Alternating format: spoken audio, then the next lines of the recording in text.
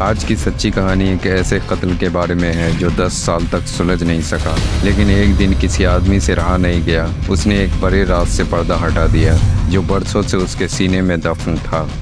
Spartanburg county, south Carolina. 31 जुलाई 1995 रात के 8:30 बजे डायन हैरिस सड़क के किनारे खड़े होकर अपनी टैक्सी का इंतजार कर रही थी।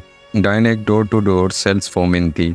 वो अपने ग्राहकों के घर या दुकानों पर जाकर क्लीनिंग प्रोडक्ट्स बेचती थी। सारा दिन भाग दौड़ करके थक हार कर वो घर जाने के लिए बेचैन थी। अचानक उसे पीछे से कुछ आहट सुनाई दी।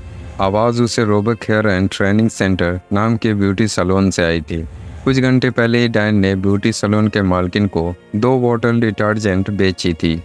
डायन ने देखा कि ब्यूटी सैलून की लाइटें बुझी हुई थी और सैलून की खिड़की से एक आदमी बाहर निकल रहा था। रात के अंधेरे में रोशनी सिर्फ सड़क के स्ट्रीट लाइट से आ रही थी, पर डायन ने उस आदमी को अच्छी तरह देख लिया। आदमी खिड़की से निकलकर तेजी से फरार हो गया। क्योंकि डायन को ये बात बहुत ही अजीब लगा, वो दौड़ते हुए पड़ोस के घर गई। उस वक्त हर किसी के पास सेल फोन नहीं होता था।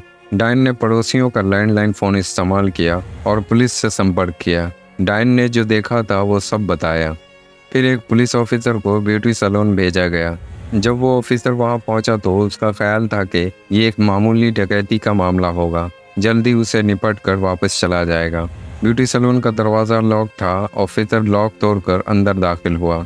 अंधेरा छाया हुआ था तो उसने फ्लैश लाइट इस्तेमाल की और धीरे धीरे जगह को इंस्पेक्ट करने लगा, लेकिन उसे कुछ अजीब नज़र नहीं आया। साइड में एक दरवाज़ा था। ऑफिसर ने दरवाज़ा खोला तो उसे समझ आया कि ये एक बाथरूम था जिसे स्टोरेज रूम के तौर पर इस्तेमाल किया जाता था। अंदर जाते ही ऑफिसर को खून के धब्बे दिखाई दिए। उसके कदम वहीं रुक गए। फर्श पर एक जवान औरत की लाश पड़ी थी। कातिल ने एक बैग की पट्टी विक्टिम के गर्दन पर बांधकर उसे वाटर हीटर से लटकाकर फांसी दे दी थी। औरत की टांगें नंगी थी। उसकी अंडरवेयर और पैंट उसके पैरों में अटकी हुई थी। ऑफिसर ने पुलिस रेडियो के जरिए थाने में संपर्क किया ताकि क्राइम सीन की कार्रवाई करने के लिए डिटेक्टिव्स को भेजे जाएं। घटना स्थल पर पहुंचते ही डिटेक्टिव रिक ग्रेगडी और थॉमस स्मिथ जान गए थे कि कत्ल पैसे के खातिर नहीं किया गया था। कैश बॉक्स में पैसे रखे थे। विक्टिम के पर्स में तकरीबन $200 मौजूद थे। और तो और विक्टिम की गाड़ी की चाबी वहीं काउंटर पर रखी थी और गाड़ी चोरी नहीं हुई थी। कत्ल का मकसद सिर्फ और सिर्फ सेक्सुअल नेचर था। विक्टिम की शनाख्त की गई। वो 27 साल की डेना शटरफील्ड थी जो हेयर स्टाइलिश और ब्यूटी सैलून की ऑनर थी। वो 4 सालों से सैलून चला रही थी।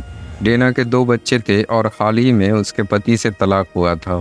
क्योंकि सैलून एक हाईवे के करीब था और एरिया ज़्यादा सुरक्षित नहीं था, डेना आमतौर पर सैलून जल्दी बंद कर देती थी, लेकिन महीने में कुछ दिन वो अपने कस्टमर की रिक्वेस्ट पर शाम के अपॉइंटमेंट भी रख लेती थी। उस रात भी मामला यही था। उसने सैलून देर तक खुला रखा था, पर उसकी अपॉइंटमेंट बुक में 7 बजे के बाद किसी की भी बुकिंग नहीं हुई थी। क्राइम सीन को देखकर डिटेक्टिव्स ने अंदाज़ा लगाया कि सैलून बंद करने से पहले डेना सफाई कर रही थी और कातिल अंदर आया। उसने डेना पर हमला किया, उसे बहुत मारा पीटा, उससे रेप किया और फिर उसे वाटर हीटर से लटका कर उसका गला घोट दिया। डेना के ऑटोप्सी के दौरान उसके जिस्म से कातिल का डीएनए मिला, जिसे रेप टेस्ट किट में सुरक्षित किया गया। सबसे पहले डिटेक्टिव ने डायन हैरिस से पूछताछ की। डायन ने संदिग्ध आदमी का हुलिया याद कर लिया था। उसने कहा आदमी गोरा था, हाइट करीब 5 फुट 9 इंच थी। वो दुबला पतला था। उसने ब्लू जीन्स और ग्रे टी शर्ट पहनी हुई थी। डायन हैरिस को स्केच आर्टिस्ट के साथ बैठाया गया। डायन ने उस आदमी के चेहरे की रूपरेखा बताई और स्केच आर्टिस्ट ने स्केच तैयार किया, जिसे मीडिया, टीवी और न्यूज़पेपर में छपवाया गया। डायन के अलावा एक और गवाह सामने आया। आदमी का नाम केन स्मिथ था। उसने कहा कि उसने रात के करीब 8:40 पर एक सफ़ेद और नीली फोर्ड ब्रोंको गाड़ी को अपने ऑफिस के पार्किंग लॉट में खड़ी देखी थी। ये गाड़ी उसने कभी इस इलाके में पहले नहीं देखी थी और उस गाड़ी का वहाँ कोई काम नहीं था। डिटेक्टिव ने उस गाड़ी का ब्यौरा नोट कर लिया। इसी दौरान ब्यूटी सैलून में फॉरेंसिक टीम एविडेंस इकट्ठा कर रही थी। खास तौर पर फिंगरप्रिंट्स सुरक्षित किए जा रहे थे। वाटर हीटर पर एक फिंगरप्रिंट साफ दिखा। वहां मौजूद डिटेक्टिव ने कहा यकीनन ये उंगली का निशान कातिल का ही होगा, क्योंकि कातिल ने डेना को वाटर हीटर से लटकाते हुए ज़रूर वहां अपना हाथ टेक दिया होगा। फिंगरप्रिंट डेना के जानने वाले के फिंगरप्रिंट से मैच किया गया। फिंगरप्रिंट डेना के पति माइक शटरफील्ड का था। माइक और डेना का तलाक कुछ ही महीने पहले हुआ था। कत्ल इस कदर हैवानियत से भरा और वायलेंट था, ऐसा लग रहा था कि कातिल गुस्से से भरा हुआ हो, वो किसी बात का बदला ले रहा था। डिटेक्टिव्स को लगा कि माइक के अलावा कातिल कौन हो सकता है। खूबसूरत बीवी आपको छोड़कर, दोनों बच्चों को आपसे दूर करके अपनी ज़िंदगी खुशी से जी रही थी। क्या पता माइक ने गुस्से में आकर डेना की जान ले ली हो, या बच्चे की कस्टडी के लिए पत्नी को मार दिया हो। माइक शटरफील्ड को थाने बुलाया गया। माइक ने बताया कि उसके और डेना के बीच विवाद थे, लेकिन उसकी कोई दुश्मनी नहीं थी। उन्होंने एक रात पहले बच्चों के साथ मिलकर माइक के घर पर डिनर भी किया था। डेना के कत्ल के वक्त उनके दोनों बच्चे माइक के पास थे। सौतेली बेटी एशली जो 8 साल की थी, और बेटा 5 साल का ब्रेंडन। दोनों बच्चों ने गवाही दी कि माइक उनकी देखभाल कर रहा था। वो एक लम्हे के लिए भी उनकी नज़रों से ओझल नहीं हुआ था।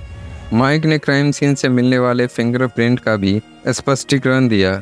उसने कहा, ब्यूटी सैलून के सारे मेंटेनेंस का काम मैं करता था। पुराना वाटर हीटर जब ख़राब हुआ था तो मैंने नया हीटर लगाया था। कभी भी किसी भी चीज़ की मरम्मत करनी होती थी तो डेना मुझे बुलाती थी। डिटेक्टिव्स ने गौर किया कि माइक का हुलिया इस केस से बिल्कुल अलग था। और रही बात खिड़की से निकलकर भागने की, माइक जितना ऊंचा लंबा था उतना ही चौड़ा और मोटा था।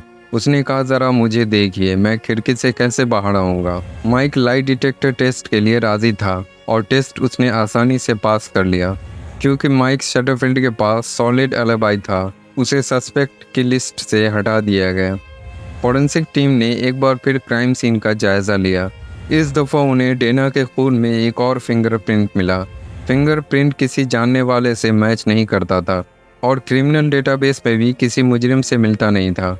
इसके बाद जांच अब उस गाड़ी की तरफ गया। गाड़ी के बारे में पब्लिक के साथ शेयर किया गया। इस तरह की गाड़ी यूनिक नहीं थी, लेकिन गाड़ी आम भी नहीं थी। जब भी किसी को इस जैसी गाड़ी नज़र आती, लोग पुलिस को सूचित करते। ऑफिसर तमाम गाड़ियों को और उनके मालिक को चेक करते, पर कोई पॉजिटिव नतीजा नहीं निकला। गाड़ी के मामले में एनविक नाम की महिला से पूछताछ किया गया। एनविक सफ़ेद और नीली फोर्ड ब्रोंको चलाती थी, और वो डेना को जानती थी, उसके यहाँ बाल बनवाती थी। डिटेक्टिव्स ने एन की गाड़ी केन स्मिथ को दिखाई। केन स्मिथ वही गवाह था जिसे क्राइम सीन के आसपास फोर्ड ब्रोंको देखी थी। केन ने कहा कि ये गाड़ी वो गाड़ी नहीं है, ये मुझे अलग लगती है। यही वजह थी कि डिटेक्टिव्स ने एनविक को सस्पेक्ट की लिस्ट से हटा दिया। जब भी एन गाड़ी से कहीं जाती, कोई ना कोई राह चलता गाड़ी को देखकर पुलिस को फ़ोन कर देता। एन ने आखिरकार तंग आकर अपनी गाड़ी के पीछे एक पोस्टर लगा दिया। ये वो ब्रोंको नहीं है, शरीफ डिपार्टमेंट ने इसे चेक कर लिया है। डोंट वेस्ट योर क्वार्टर, अपने क्वार्टर को बर्बाद मत करो। उस ज़माने में हर सड़क के नुक्कड़ पर टेलीफोन बूथ थे, जिसमें 25 सेंट के सिक्के डालकर फ़ोन डायल कर सकते थे। बहरहाल गाड़ी से कोई फ़ायदा नहीं हुआ। वक्त गुजरता गया। डेना शटरफील्ड का केस ठंडा पड़ गया। कत्ल के 2 साल बाद टीवी प्रोग्राम अनसॉल्व मिस्ट्री के एक एपिसोड में डेना शटरफील्ड के केस के बारे में बताया गया। इस कत्ल के बारे में इंफॉर्मेशन देने वाले के लिए $50,000 का इनाम रखा गया, लेकिन कोई फ़ायदा नहीं हुआ। कई और महीने गुजर गए। एक दिन एक कैदी ने डिटेक्टिव से बात करने की दरख्वास्त की। कैदी ने कहा कि मैं रसल टेवर क्वीन के प्रिजन सेल का साथी हूँ। रसल अक्सर डेना शटरफील्ड के बारे में बात करता है। वो कितनी खूबसूरत थी, कितनी प्यारी थी, हॉट थी।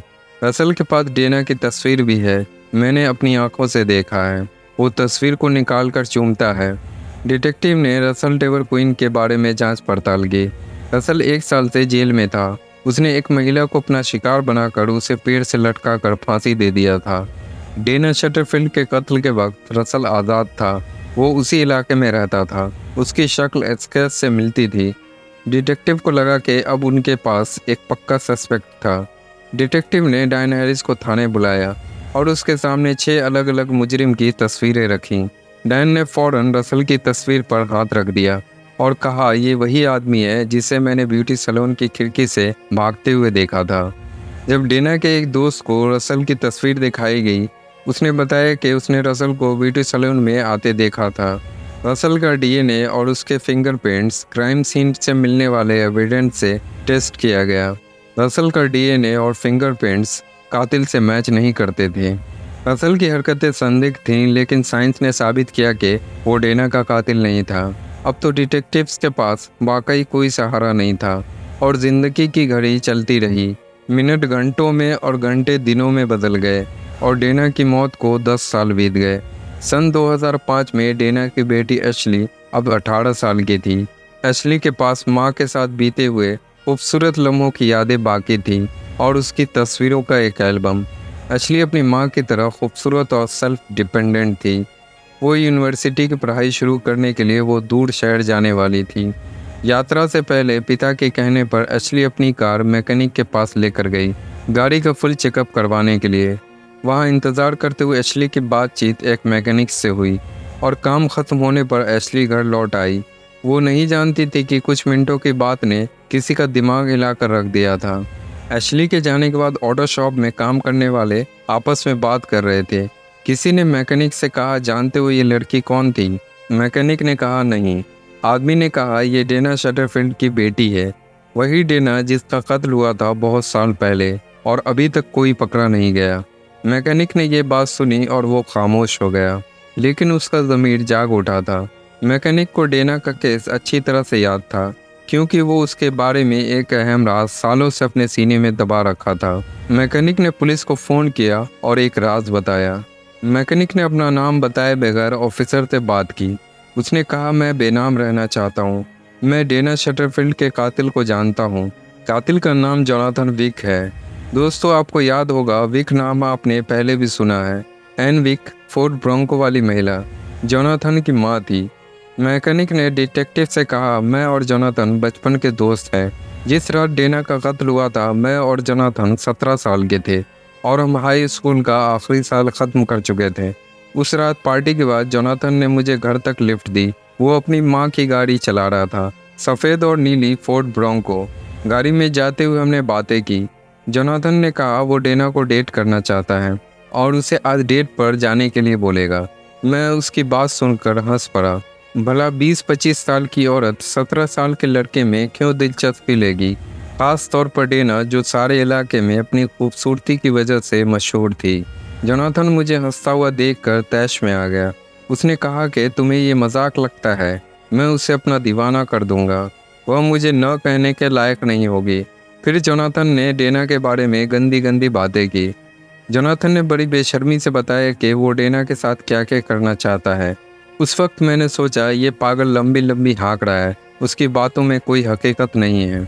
डिटेक्टिव ने मैकेनिक का बयान नोट कर लिया और उसे अपना नाम बताने पर मजबूर किया।